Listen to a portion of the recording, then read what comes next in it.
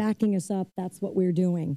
So, of course, I'm really proud to be here today. I'm Congresswoman Michelle Lujan Grisham. I represent the 1st District in New Mexico, and I'm the chairwoman of the Congressional Hispanic Caucus. And today, we're here with the largest group of Dreamers to ever attend a State of the Union.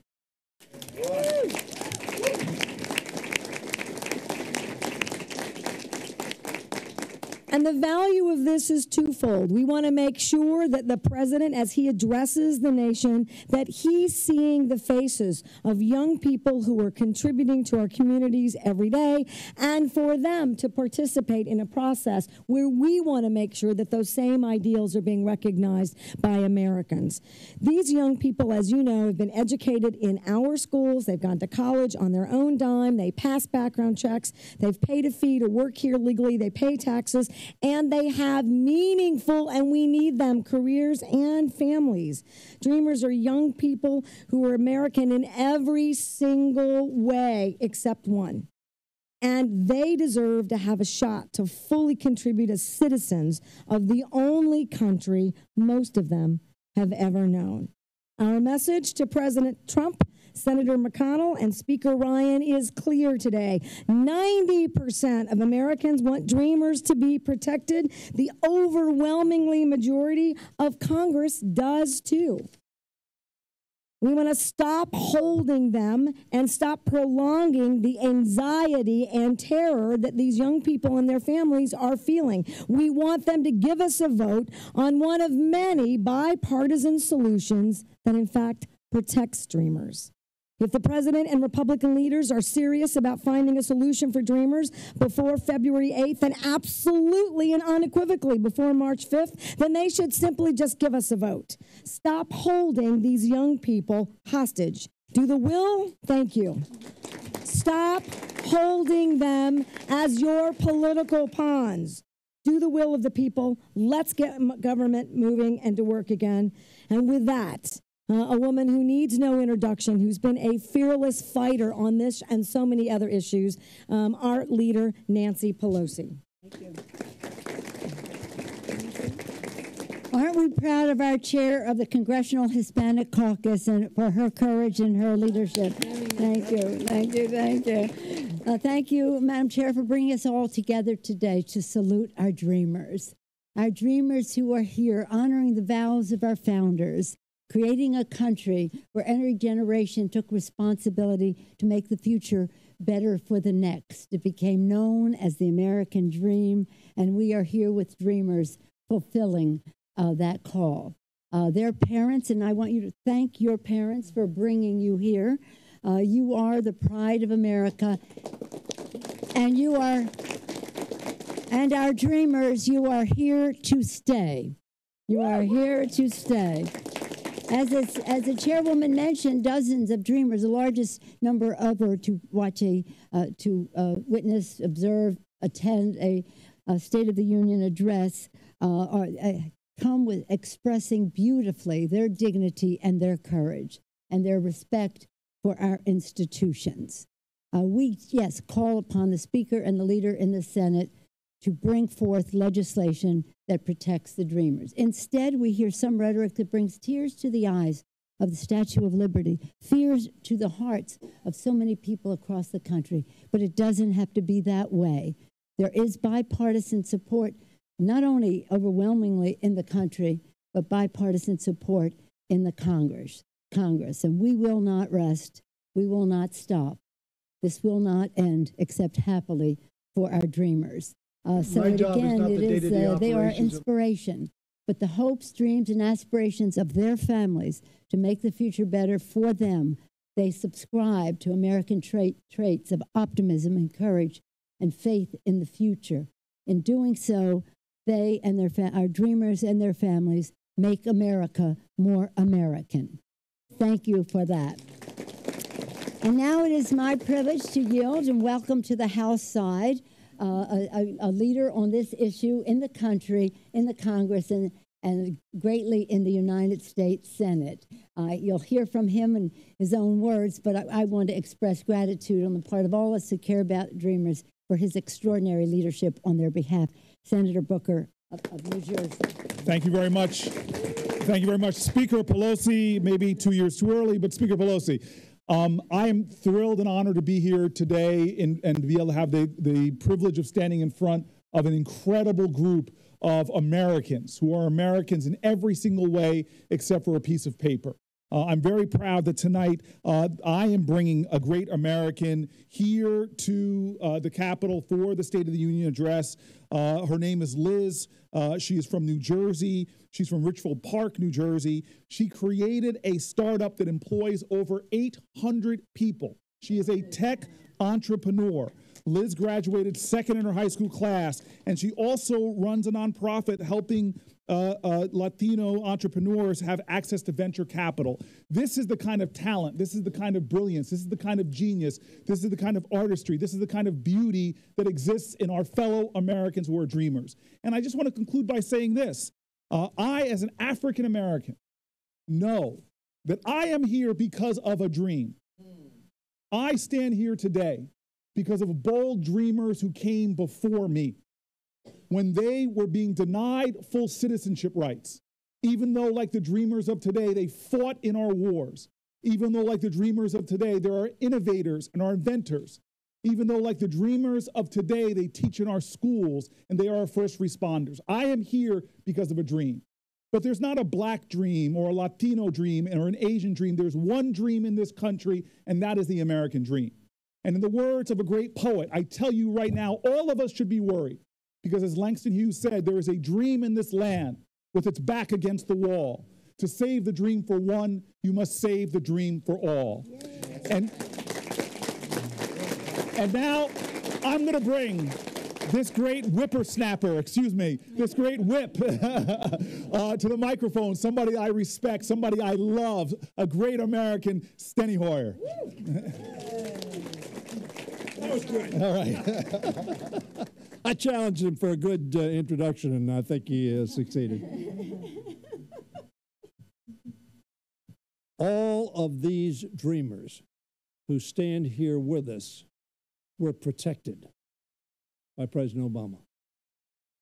And almost 90%, as the chairwoman said, are saying, protect the dreamers. Keep the dreamers here. Keep them working for us, creating 800 jobs. That is an extraordinary. So what that means, if that dreamer leaves, it just doesn't affect that dreamer. It affects 800 families, thousands of people. That's what we're here about. Thank you. Thank you for being here. Thank you for having the courage and the commitment to sign up. And for those of you who didn't sign up, you may have been smart because your government may have let you down because President Trump took the protection away.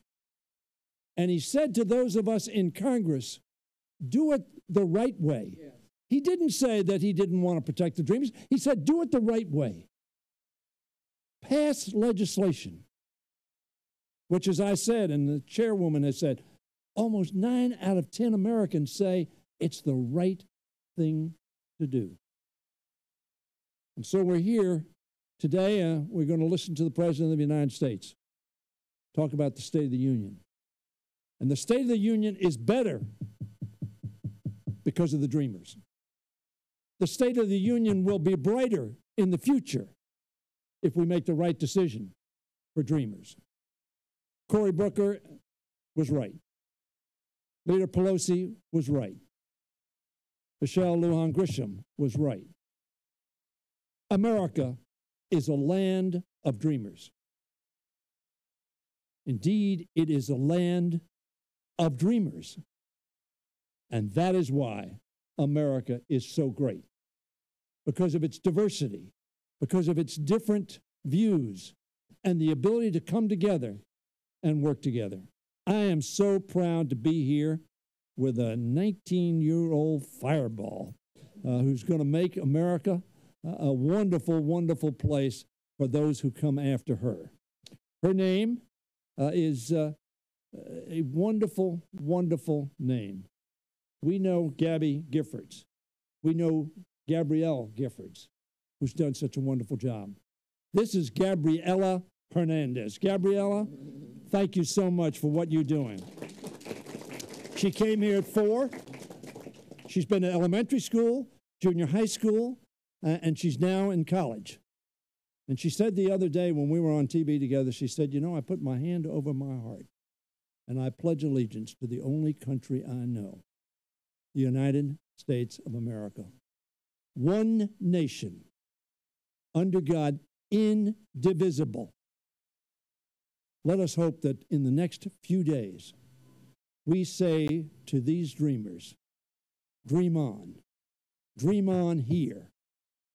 Let us redeem the American dream and do the right thing and keep the dreamers in the country that is theirs, but for paper. God bless you, dreamers. Who do I introduce now?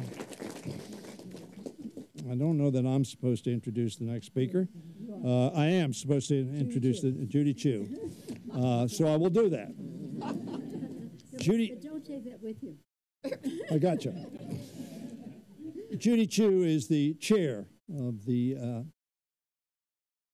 Asian American Pacific Island Caucus, which has many more members than our Asian Pacific Americans or Pacific Islanders.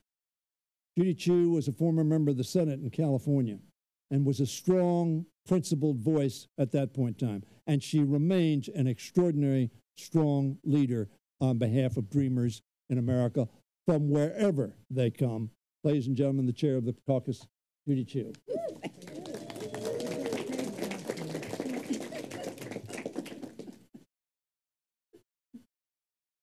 As chair of the Congressional Asian Pacific American Caucus, I am so proud to introduce you to my guest for tonight's State of the Union, Jung Bin Cho.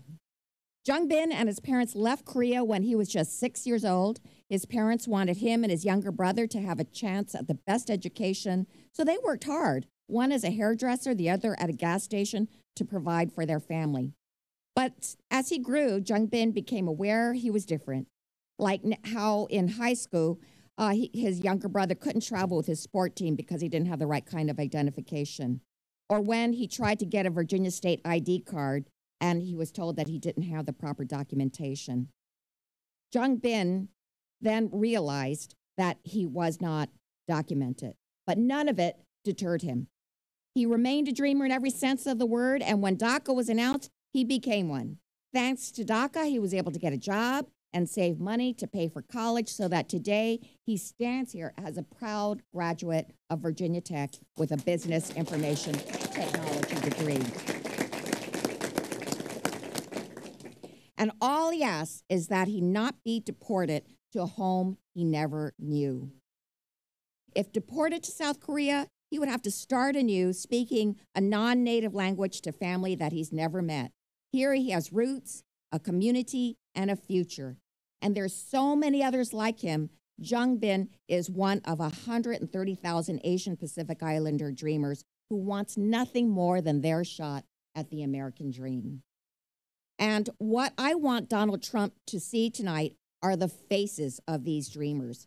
I want him to know that it is not right for him to pit dreamers against all the families in this country seeking family reunification. He would be just trading one family's pain for another. So we are prepared to present these dreamers. We're proud to stand by people like Jung Bin, who represents the best of America, and we're proud to fight for a clean Dream Act.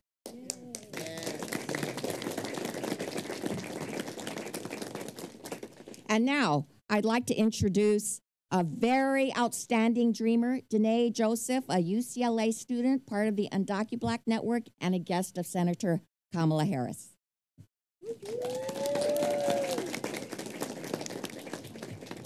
So first and foremost, I'm a UCLA graduate. Go Bruins.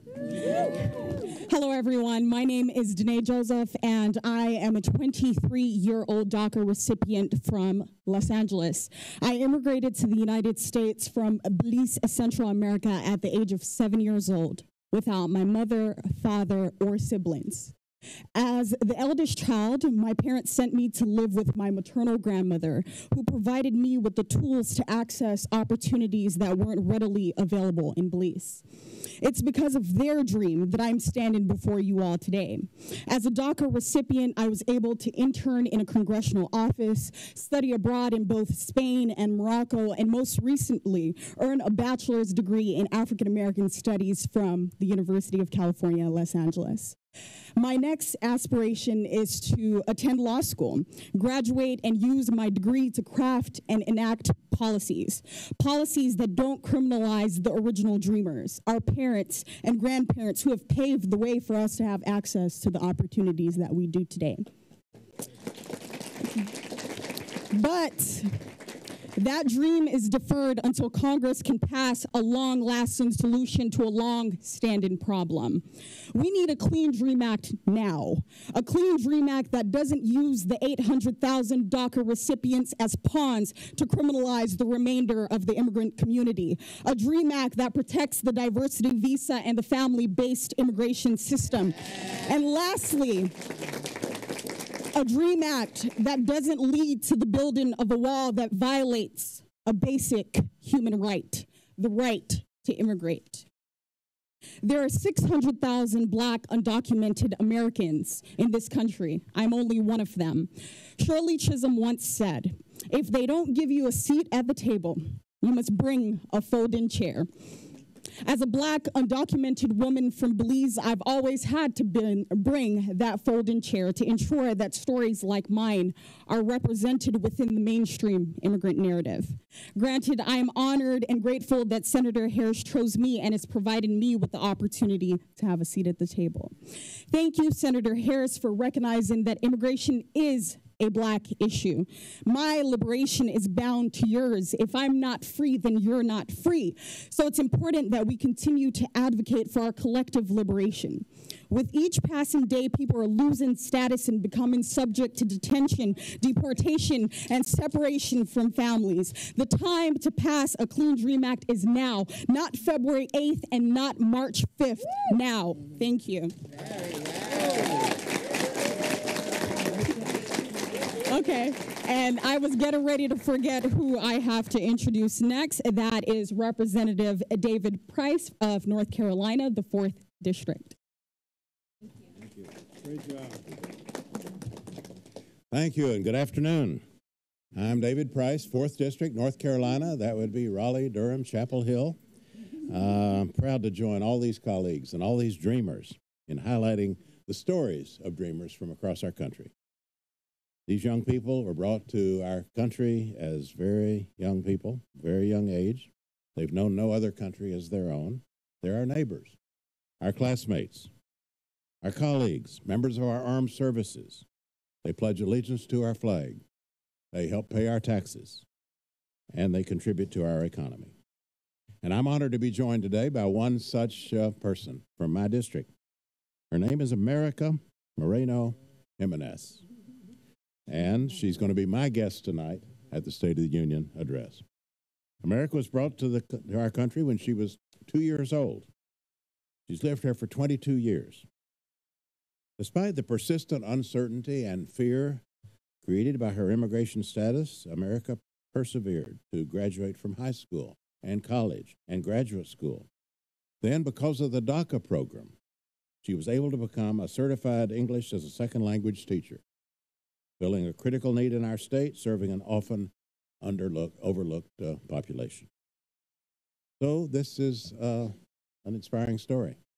It's only one, though. It's only one of these stories. Her success is one of many stories of dreamers who came to the U.S. as children, who've made valuable, valuable contributions to the only nation they've ever known, and whose potential, once we get this worked out, and we will get it worked out, the potential is just incalculable. It's a very exciting prospect. So I'd like to introduce America to you and ask her to say a few words about her own experience. America. Good afternoon. I'm humbled to be here, and as I am very grateful and honored, but thank you. But I would wish that it wasn't necessary. If it were up to me, I would rather be home watching this happen from my TV screen. But that is not possible. I have to be here to fight and advocate for my basic human rights. Thanks to DACA, I've been able to get a job with the government. I'm a public school teacher, and I've been working as a public school teacher for 2 years. I'm on the verge of closing on a home in 2 to 3 weeks, depending on the paperwork. But none of that would have been possible without DACA. And I don't know if in a few months after I get this home, will I be able to make my mortgage payments, because will I be able to work? It's very uncertain. And what I want is I want the resolve from the president to make a decision, to either tell us if there's going to be something in our favor or not. Because one thing that I know is that dreamers, ourselves and our families, we are resilient and we are adaptable. For 22 years, I have had to adapt to different situations that have come across, my life in my way. And it would be awful if we did not get a DREAM Act. But at the same time, whatever we have, we need to know so we can plan for the future. Stop playing games and political games with our lives. We are human. And I just would like the world to see that. We have lives.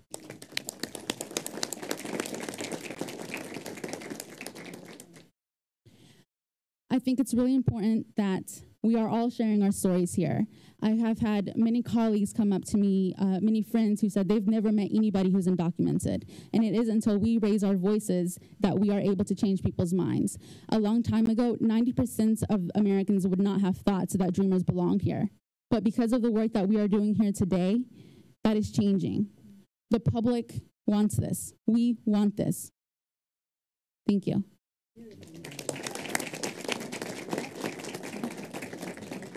Actually, one more thing. Let me introduce Congresswoman Clark. Thank you very much. Thank you so much, America. Thank you for sharing your story with us. I'm here representing the Congressional Black Caucus's Immigration Task Force. I'm also here today because there were two dreamers that decided to come from the beautiful island nation of Jamaica with their dream, and they raised 2 children here in the United States. I'm here today on behalf of nearly 30,000 dreamers in New York City. I'm here today on behalf of countless number of TPS and diversity visa recipients in New York. I'm here on behalf of the people of the 9th Congressional District of New York who find themselves the target of Donald Trump's most discriminatory and cruel policy proposals. I am here today on behalf of the resistance. I've seen Donald Trump's immigration framework. It is discriminatory, it is anti-immigrant, and it holds dreamers hostage to his extremist vision of border security. The framework also cruelly attacks Black and African immigrants by eliminating the diversity visa lottery program, which serves as one of the main sources of immigration from the continent of Africa. Worst of all, it would also curtail family reunification, and it fails to provide a plan forward for TPS and DED eligible individuals. By the way, to the members of the media present today, I ask that you please stop using the nationalistic terminology, chain migration.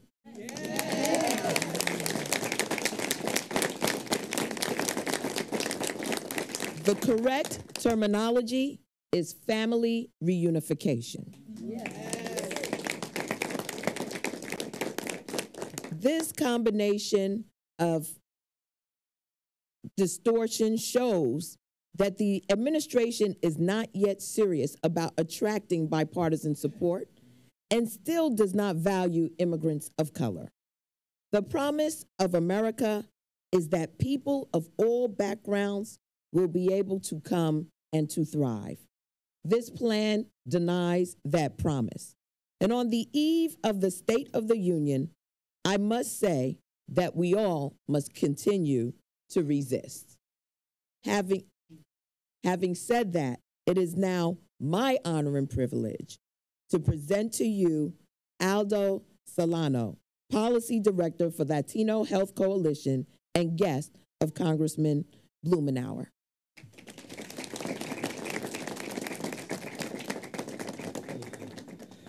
Good afternoon. Buenas tardes. There we go. Thank you all for coming out today and standing in solidarity with us. My name is Aldo Solano, and I'll be 25 years old on Saturday. Happy early birthday, yeah. And I'm a DACA recipient from Oregon. You know, but aside from immigration status, we talk about this a lot. I'm a person. Yes. Flesh and bone, heart and soul, hopes and dreams. You can often find me exploring the beautiful outdoors of the Pacific Northwest, or perhaps playing my guitar and singing a tune. I am a friend, I am a brother, I'm a son, and I'm an uncle to two beautiful American citizens. I was only 6 years old when my family and I first came to the U.S. in search of the elusive American dream. And it was seeing their struggles to make ends meet every month and how hard they work in the fields as seasonal farm workers, muddy clothes every day, long hours. It was that instilled in me the desire to improve the lives, not just my family, but the community around me. And throughout the last couple of years, I've had the honor to work in community, with community, and for community in the areas of education, youth empowerment, and healthcare access. In my current role as Advocacy and Policy Director for the Oregon Latino Health Coalition, I work to improve health outcomes and eliminate health disparities amongst vulnerable working families. Most recently, I played a leading role in extending healthcare coverage to every single kid in Oregon, and also protecting healthcare access for 1 in every 4 Oregonians. Without DACA, none of this would have been possible. DACA has allowed me to serve my community in ways that bring about real change. But I am not done, and we're not done. We want to do more. Let us do more. We're not only asking for a right to stay in the country that we call home, but also for the opportunity to use our passion, our skills, and our love to improve the lives of all Americans. I stand before you now with 247 days on my clock in a dark cloud of uncertainty that keeps me up at night and haunts my every move. A solution is needed. We've put our trust in the government to do right by our dreams. We've gone through an extensive vetting process. We've paid our dues. We pay our taxes. We need a Clean Dream Act now. And let me be clear about one thing. We will not support something that criminalizes our community and continues to put our families in danger and separates families. We will not support that. Thank you.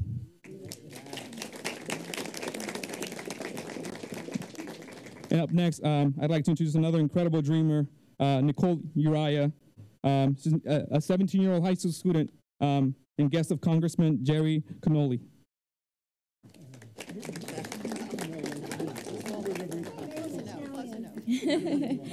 Good afternoon, everybody. I would like to thank you all, especially Congressman Connolly, for the amazing opportunity and experience I've been given today. My name is Nicole Uriah. I'm 17 years old, from Fairfax, Virginia. I came to the United States from Bolivia with my parents and sisters when I was a year old. We were welcomed by this great nation who opened its doors and its heart to my family and I. As my parents told me, we were in search of the American dream. Growing up, I never really knew nor understood my family's immigration status. For many years, I believed I was born here, just like many of my classmates in Fairfax County. 2 years ago, at the age of 15, my world came crashing down when my parents told me that I was undocumented. For many years, we were hopeful that my situation would change as I got older. Today, I'm 17. Unfortunately, not much had changed, but I was able to apply for DACA. With DACA, my future did not seem so uncertain, but instead filled with hope, knowing I still had an opportunity to fulfill my dream of becoming a journalist. But without congressional action, none of my dreams are possible because my DACA expires in September, just 8 months from now. Dreamers like me wake up every morning remembering that we have an expiration date on our futures. I'm getting ready to graduate from high school, but I can't see into the future beyond September.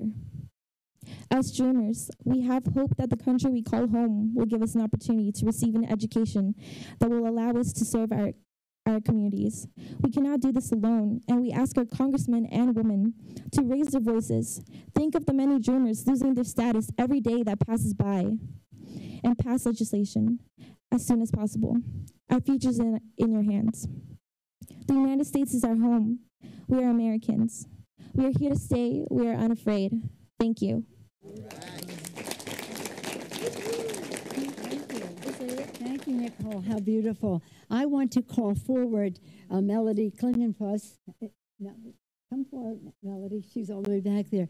My guest for the State of the Union this evening. And in recognizing her, thank her for all the work she has done for being an advocate for not only herself, her own particular situation, but for dreamers across America.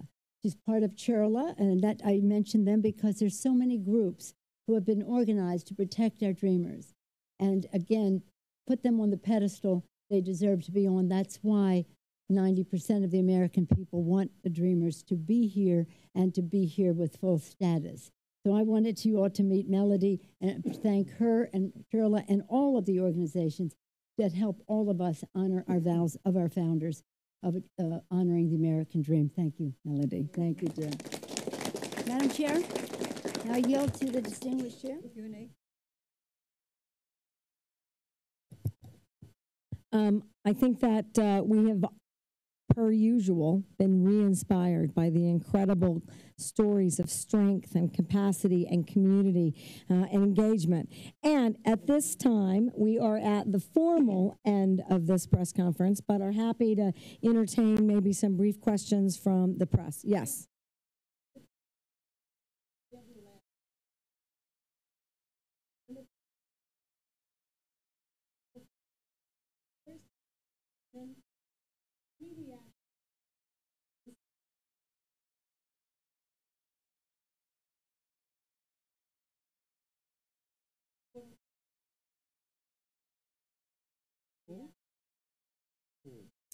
Well, I'll take the latter one first. I'm appalled that any member, irrespective of how you feel, would frankly do two things. One, continue to create discriminatory, hateful rhetoric in the context of we are welcoming these wonderful Americans to this very important event and process, right, about where we're engaging. This is how the political process works.